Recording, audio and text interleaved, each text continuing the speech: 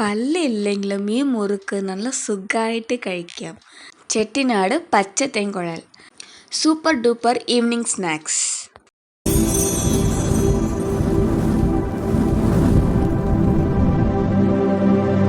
Hello, welcome back to Shyu's and Meenu's corner. അപ്പോൾ ഇന്ന് നമ്മൾ സൂപ്പറായിട്ട് ഒരു ചെട്ടിനാട് തേൻകുഴൽ ഹാഫ് ബോയിൽഡ് മുറുക്കാണ് ചെയ്യാൻ പോകുന്നത്. അപ്പോൾ ഇതിന് വേണ്ടി ഞാൻ തേൻകുഴൽ മാവ് എടുത്തിട്ടുണ്ട്. ഈ മാവിടെ പ്രിപ്പറേഷൻ ഞാൻ ആൾറെഡി ഒരു വീഡിയോ ചെയ്തിട്ടുണ്ട്. അത് ഞാൻ ഇവിടെ ഐ ബട്ടണിൽ ഇടാം, അല്ലെങ്കിൽ ഡിസ്ക്രിപ്ഷൻ ബോക്സിലും കൂടി ഇടാം. ഞാൻ 2 ടംബ്ലർ മാവ് എടുത്തിട്ടുണ്ട്. അതിന് ആവശ്യത്തിന് നമുക്ക് ഉപ്പ് ചേർത്ത് കൊടുക്കാം. ഇപ്പോൾ നമുക്ക് കുറച്ച് വെള്ളം ചേർത്ത് കൊടുത്ത് നന്നായിട്ട് സോഫ്റ്റായിട്ട് തന്നെ നമുക്കിതൊന്ന് മിക്സാക്കി കൊടുക്കണം. അപ്പോൾ ഏകദേശം മാവ് നല്ല രീതിയിൽ വന്നിട്ടുണ്ട്. ഈ സമയം നമുക്ക് വേണമെങ്കിൽ ചെറുതായിട്ട് ഓയിൽ പുരട്ടി കൊടുക്കാം.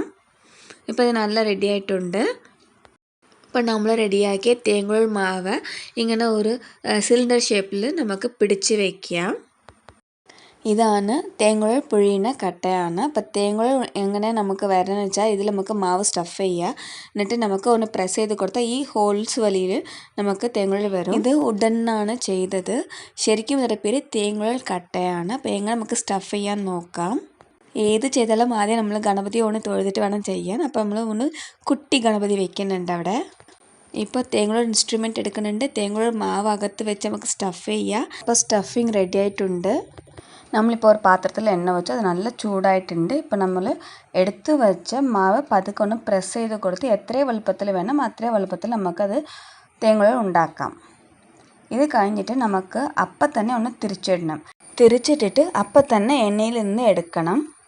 ഒരുപാട് സമയം ആയിപ്പോയാൽ പിന്നെ നമുക്ക് ക്രിസ്പി തേൻകുഴൽ പോലെയൊക്കെ വരും. അതുകൊണ്ട് നമുക്ക് ഹാഫ് ബോയിൽ കിട്ടില്ല. അതാണ് നമ്മൾ പ്രസ് ചെയ്യുക, തിരിച്ചിടുക, അപ്പം തന്നെ എടുക്കുക. അപ്പോൾ നമുക്ക് സൂപ്പർ ഹാഫ് ബോയിൽ തേൻകുഴലൊക്കെ കിട്ടും.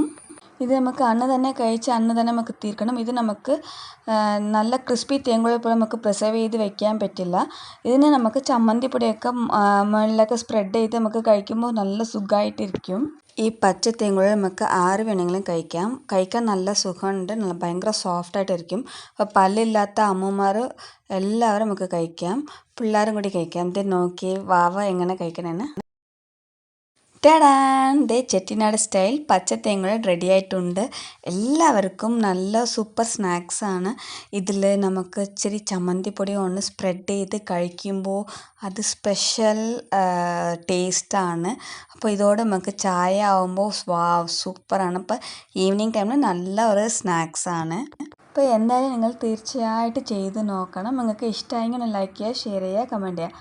ആദ്യമായിട്ട് കാണാനെങ്കിൽ ഒന്ന് സബ്സ്ക്രൈബ് ചെയ്യാം. Thanks for watching.